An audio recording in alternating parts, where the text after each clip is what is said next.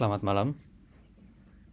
Kali ini saya akan mempresentasikan mengenai COVID-19 Simulation Dynamic sebagai pemenuhan tugas individu untuk mata kuliah Advanced System Simulation and Modeling.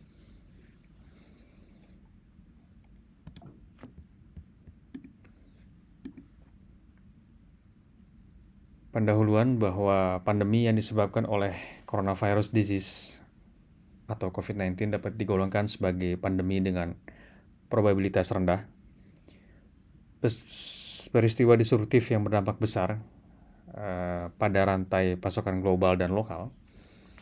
Gangguan ini terutama disebabkan oleh lockdown yang dilakukan oleh pemerintah dan pembatasan sosial dan kehidupan sehari-hari yang bertujuan untuk memperlambat pandemi.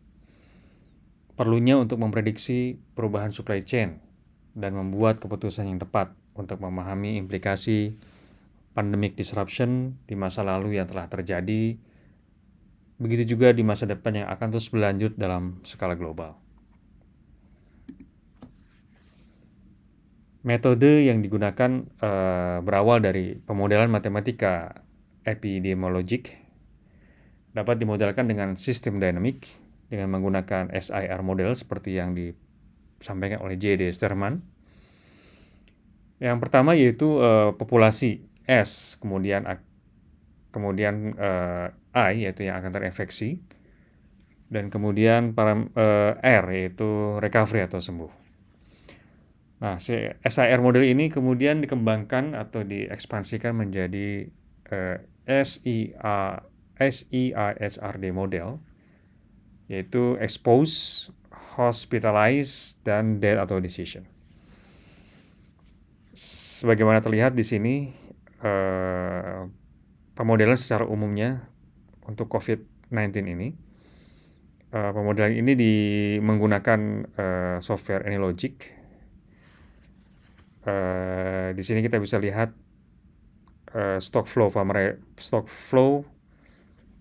terdiri dari immunize, susceptible, exposed, dan infectious. Kemudian juga recover. Pada dasarnya, pemodelan simulasi dinamik untuk penyebaran COVID-19 ini dibagi menjadi 3 fase, yaitu susceptible ya, populasi yang terpapar, kemudian expose, paparan, dan yang ketiga yaitu infectious, recovery, and decision ya, infeksi, pemulihan, dan ada yang meninggal. Berhubung ini adalah bagian dari tugas individu, ini adalah bagian dari tugas kelompok.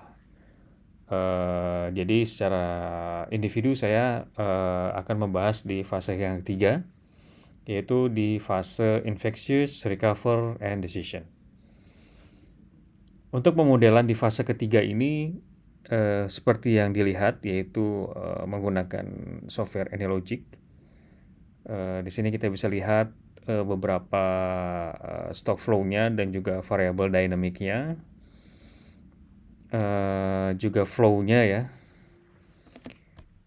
Oke, dari gambaran pemodelan sistem dinamik yang di fase 3, infectious, recovery, dan decision ini terdefinisikan sebagai berikut ya. Yang pertama yaitu stock flow-nya. Stock flow-nya itu undetected rate, kemudian detected death rate, kemudian detected recovery rate, kemudian death rate,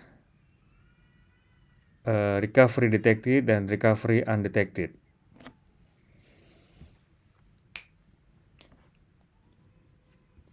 Selanjutnya dynamic variable-nya yaitu additional check, case fatality rate, change death rate, lower bound, omega, recovery cases calculation, dan yang terakhir itu hidden fraction ya. Ini adalah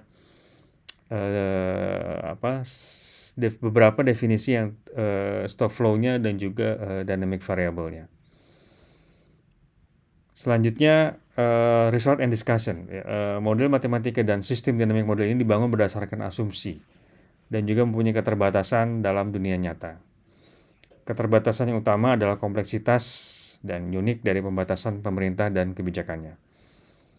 Keterbatasan selanjutnya adalah model ini dibangun berdasarkan human-to-human transmission, yaitu transmisi antara manusia.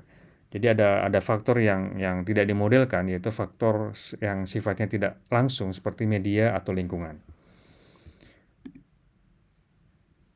Kesimpulannya, walaupun mempunyai keterbatasan, setidaknya simulasi pandemi COVID-19 ini bisa dibangun dengan pemodelan sistem dinamik yang diturunkan dari metode SIR hingga bisa dipaparkan lebih detail dengan metode SIAHRT.